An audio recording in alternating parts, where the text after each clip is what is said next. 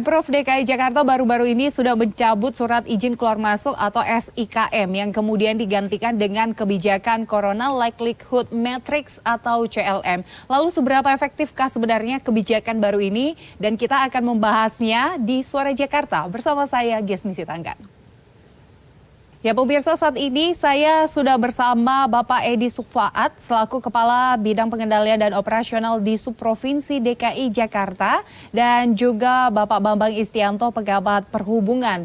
Dan kedua narasumber ini sudah bergabung bersama saya di Suara Jakarta untuk membicarakan sebenarnya seberapa efektifkah setelah dicabutnya SIKM di Pemprov DKI Jakarta. Halo Bapak Edi dan Pak Bambang, apa kabarnya? Alhamdulillah, Assalamualaikum warahmatullahi wabarakatuh. Waalaikumsalam warahmatullahi wabarakatuh. Ya, saya ke Pak Edi terlebih dahulu ya. Pak Edi, ini kan kita berbicara kondisi Jakarta sekarang yang memang masih dipenuhi dengan informasi tentang pandemi. Dan baru-baru ini informasinya SIKM sudah dicabut dan sudah diberlakukannya CLM pada tanggal 17 Mei. Nah, bisa dijelaskan tidak Pak, sebenarnya apa sih CLM ini? Oh ya. Itu di up-nya tanggal 17 Juli Mbak Ges. 17 Juli ya. Jadi CLM itu adalah salah satu teknologi informasi yang untuk mencegah penyebaran COVID-19. Yang mana sebelumnya itu dari Pemprov DKI Jakarta menerapkan SIKM untuk orang yang keluar masuk DKI Jakarta yang dari luar aglomerasi Jabodetabek. Sehingga dalam perjalanannya sekarang diganti dengan CLM. Nah, lalu seberapa efektif sebenarnya Pak kalau diberlakukannya CLM ini? Karena kalau kita lihat pada saat diberlakukannya SIKM yang lalu, jumlah positif di DKI Jakarta menunjukkan peningkatan. Dan untuk CLM ini, seberapa efektif sebenarnya diharapkan ke depannya? Ya.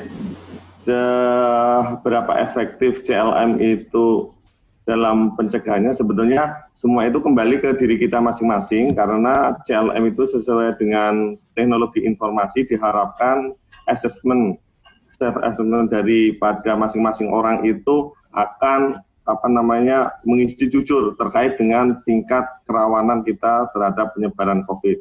Nah, dalam CLM itu akan muncul apabila kita mengisi bahwa disebutkan akan aman berpergian atau tidak.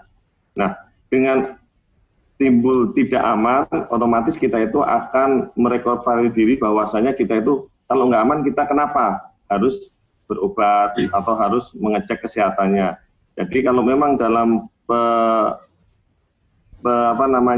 pemeriksaannya itu dengan PCR kita positif, ya kita harus mengisolasi diri. Tapi kalau kita dalam pemeriksaannya dalam CLM itu aman bepergian, makanya kita boleh melakukan bepergian.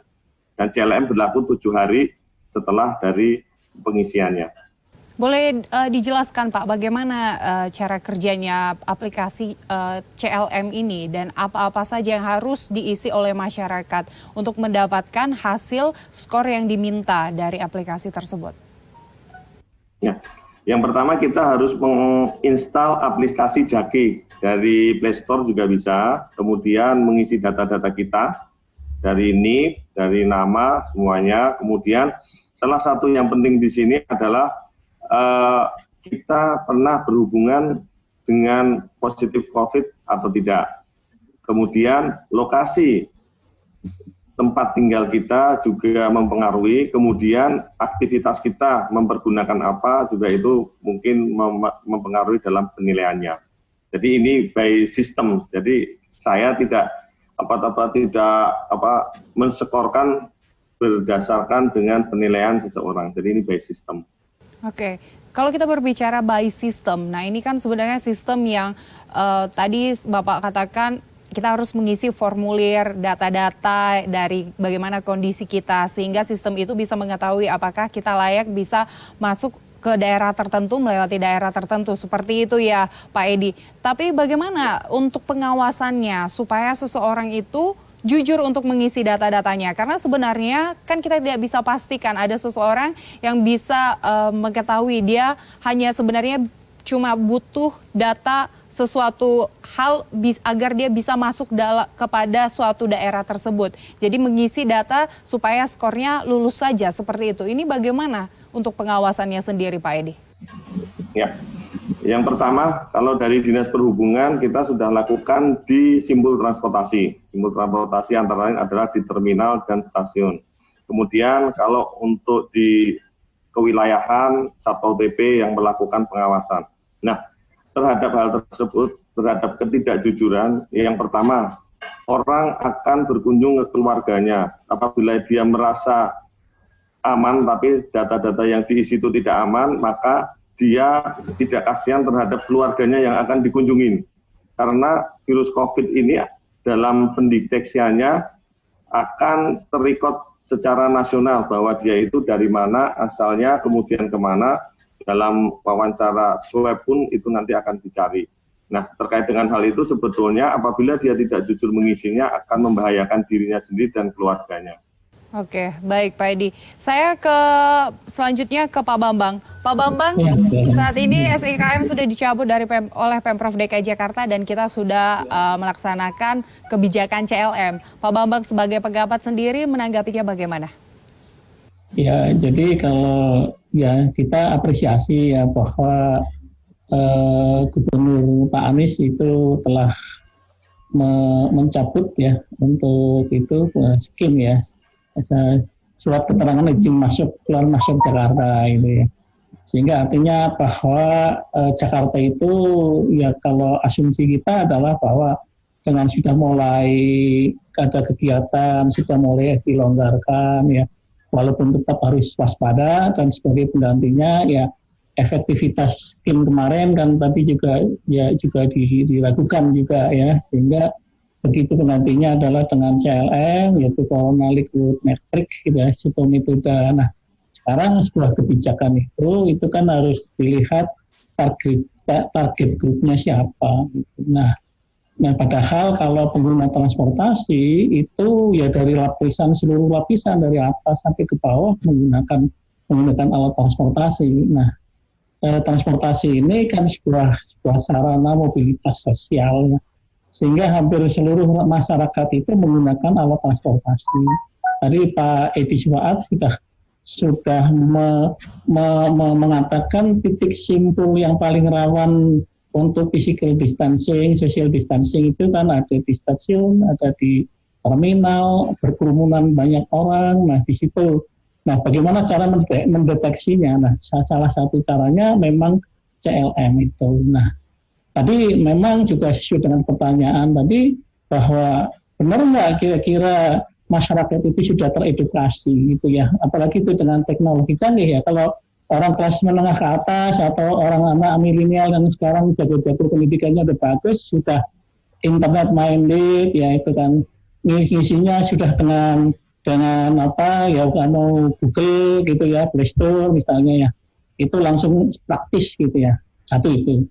Yang kedua, kejujuran. Nah, kita mengandalkan kejujuran orang. Nah, ini memang itu bagus. Artinya edukasi lah bagi masyarakat dengan sistem CLM itu adalah targetnya bahwa masyarakat dengan CLM itu bisa teredukasi dengan baik dan juga jujur. Nah, biasanya kalau kita pusing itu kita jujur gitu kira-kira.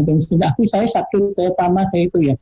Nah, itu adalah bagus. Artinya untuk menekan kepada publik, kepada masyarakat, tapi Pak Edi Suwaat juga mengatakan bahaya loh kalau Bapak nggak jujur begitu mau berkunjung ke keluarga siapa. Nah, ini juga perlu diantisipasi oleh pembuat kebijakan itu. Nah, kemudian terkait dengan pengawasan. Nah, ini pengawasan untuk mendeteksi kejujuran orang itu apa? Apakah hanya begitu mengisi saya suhu panas saya normal dan saya tidak pilek dan saya tidak batuk. Nah, sudah diisi begitu situ langsung dibaca. Oh iya terus oke. Nah, ini juga memang perlu dievaluasi. Artinya bahwa hanya mengandalkan asumsi kejujuran kepada masyarakat itu baik untuk edukasi. Sistem itu juga bagus.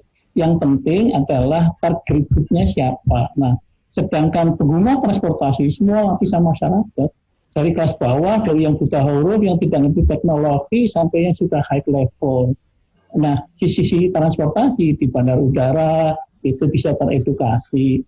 Tetapi kalau di terminal, Kampung Rambutan, Pulau Gadung dan sebagainya, nah itu juga masyarakat yang sangat variatif banget ya. Sehingga saya kira memang penerapan CLM itu jika itu dipandang efektif untuk penanggulangan COVID-19 yang trennya memang belum terlalu bagus, sehingga Pak Gubernur Anies itu memperpanjang masa transisi, itu memang yang paling rawan itu di moda transportasi.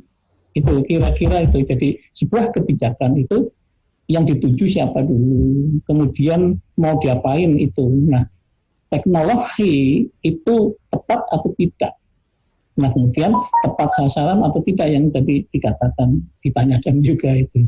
Yeah. Kira-kira itu yang saya sampaikan. Baik, dulu. Pak Bambang, memang ini kebijakan baru memang perlu edukasi lagi-lagi ya, karena kita lihat dengan dari kebijakan SIKM lalu berubah lagi seperti CLM. Sebenarnya untuk SIKM pun banyak masyarakat yang masih di luaran sana bingung pada saat untuk mengurus SIKM, lalu tiba-tiba berubah lagi untuk CLM, perlu banyak edukasi ke depannya seperti itu ya.